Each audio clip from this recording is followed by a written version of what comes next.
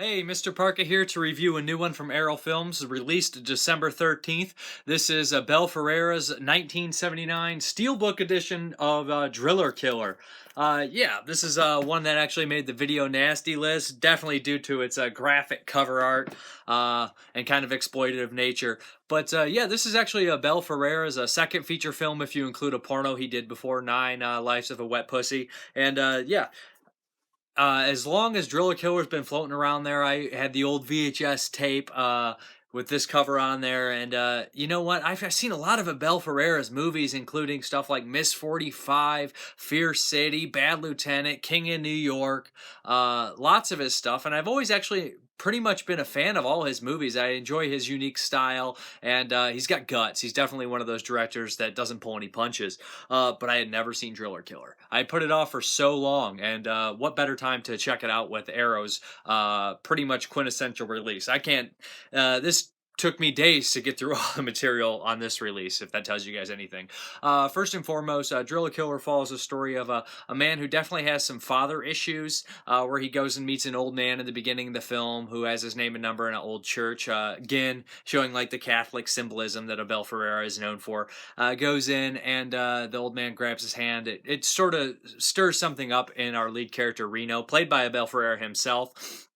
And he kind of starts to lose his grip on his sanity when he starts to lose money. He's an artist and he's struggling. Lots of things start to, these pressures build up, and that was just like kind of like the trigger of everything. He starts to go out and kill derelict bums, and just probably kind of reminiscent of his father or what he may become later in the future with his life falling apart. So that's pretty much the story here. He uses a drill, of course, hence the title, and he uses a thing called a proto-pack or something like that. So he's running around with a corded drill, kind of dancing and moving.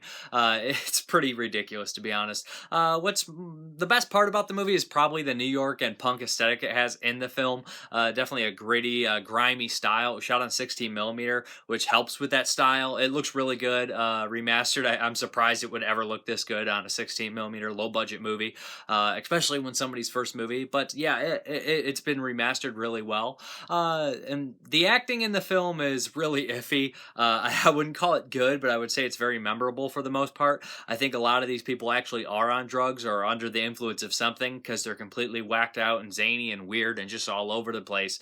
A lot of the scenes seem to roll on a long time and capture some weird scenes and some weird incidents. A lot of it, I don't know how improv it is, how scripted it all is. It's just a wild, weird performance from everybody in the movie.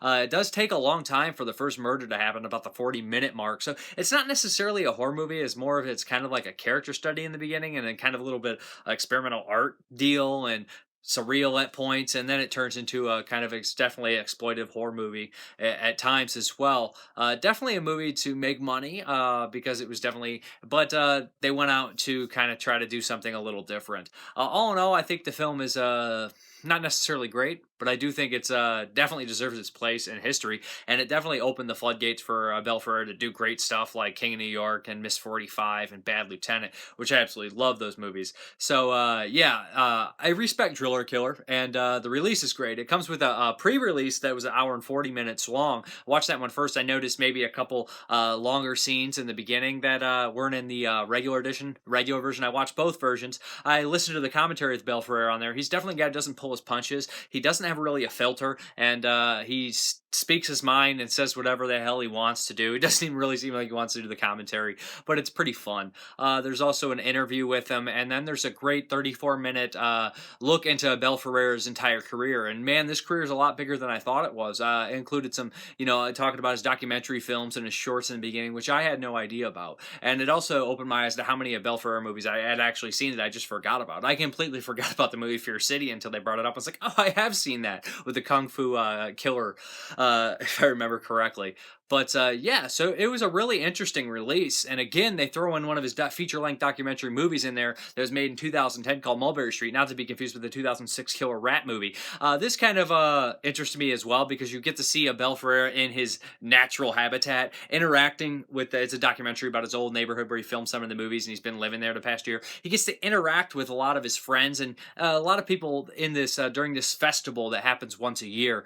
And it's just it's a look back into how New York maybe could have been all the time, or it's definitely kind of a nice piece to see this festival's a piece of life that I never had seen. There's a bunch of celebrities in it that pop up, some friends of his, some associates like Denny Aiello and Matthew Modine and Frank Vincent, tons of people in there, Chuck Zito. So that was really cool, entertaining to see.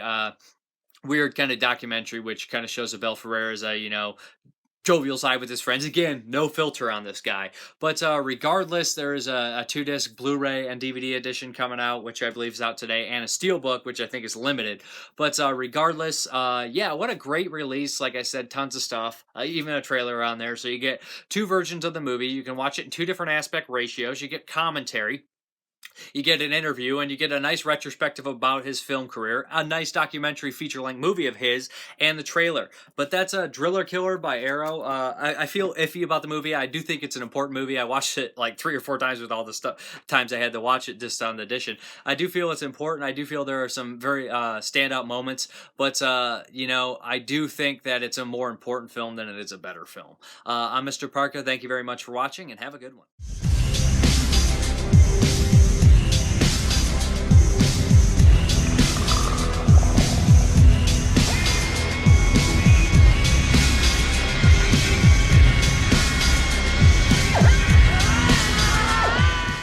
Tony, I really want to talk to you about the girls you brought in here for background singing. I don't think they look good. I mean, they don't look good with you, they don't look good with anybody else in the band, and it's not just me who thinks that, the other girls think so too. They don't fit in.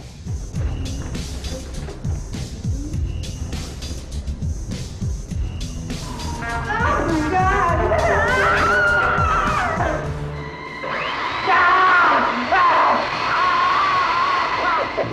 I tell you what, there's no job in the world that I know worth getting out of bed in the morning for. And I know something else that's good for jobs that give you a pain in the neck. This good old little bottle right here.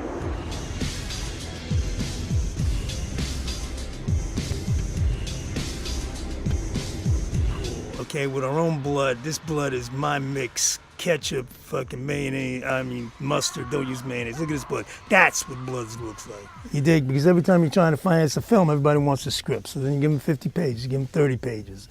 So you give them some bullshit script that you're not going to do to get you to the film you're going to do.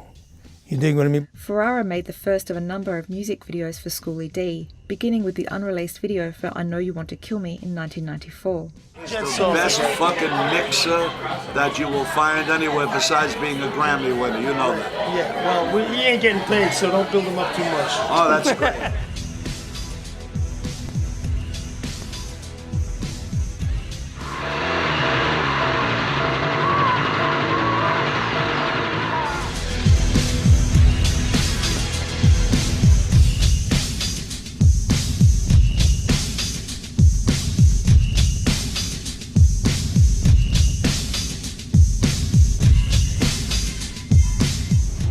One word of advice for you. I would